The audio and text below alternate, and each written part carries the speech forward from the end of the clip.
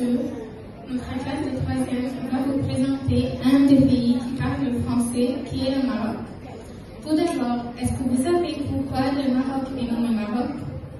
Le Maroc est un nom français qui vient du nom de Marrakech, qui était la capitale ancienne du Maroc.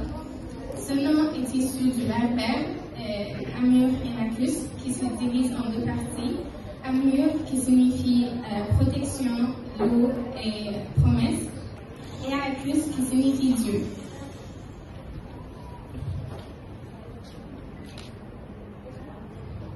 Voilà le drapeau du Maroc.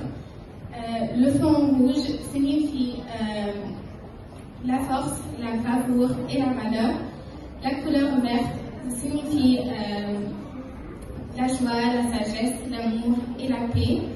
Et la forme de l'étoile représente les 5 piliers de l'islam. Comme chaque pays, le Maroc a son propre devise qui est Toi, Dieu, patrie et roi.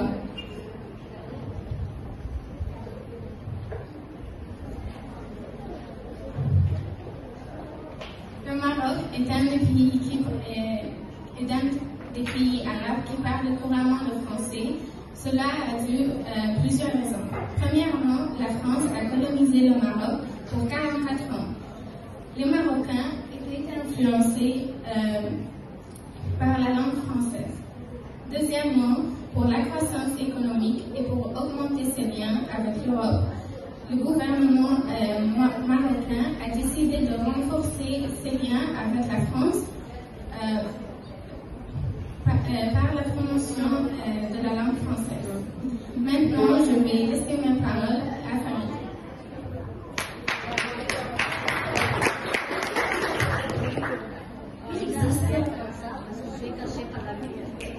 Il existe deux langues officielles au Maroc, l'amazigh et l'arabe.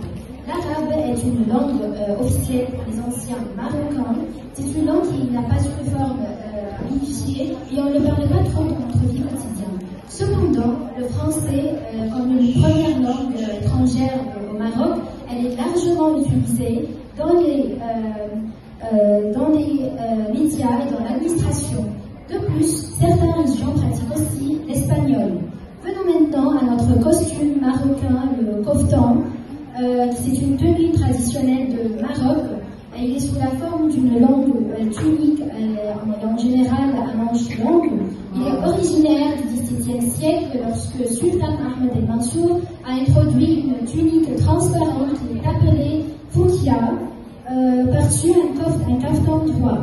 Ensuite, la cuisine marocaine qui offre une grande diversité de plats. Aujourd'hui, on va vous présenter 3 plats qui sont très connus au Maroc. On a le tagine, le makouda et le missémen. Le tagine est un repas berbère à la base de viande, aussi des légumes et des fruits frais ou secs. Le makouda est un plat qui est formé de pommes de terre. Et finalement, le missémen, c'est une sorte de crêpe filetée. Il s'agit d'un pain blanc emblématique. Maintenant, je laisse la parole à Karim. Merci. Le Maroc est connu par ses traditions dites hors du commun. Premièrement, pas comme tous les autres mariages, le mariage marocain dure pendant une semaine, exactement 7 nuits. Alors, mais on peut parfois réduire cette nuit-là à 3 nuits. Pour chaque nuit, on choisit une bonne robe de mariage marocaine. Alors, chaque robe, pour chaque nuit, est différente de l'autre, pour en quelque sorte marquer la nuit. Durant le mariage marocain, le marié et la mariée font leur entrée en salle de réception, portée sur un amariya, qui est en quelque sorte un trône portatif, bien sûr sous les applaudissements des invités. Deuxièmement, la sorcellerie marocaine est pratiquée dans quasi tout le Maroc, malgré que c'est interdit par le gouvernement marocain. La magie noire fait une partie du patrimoine marocain. Alors c'est une tradition qui est fondée sur les croyances berbères, arabes et juives, mais même encouragée par les confréries religieuses. Au Maroc, il y a plusieurs légendes, mais la plus connue est celle de Aïdam Andisha. C'est une femme qui séduisait en quelque sorte les soldats portugais afin de coucher avec eux avant de les manger.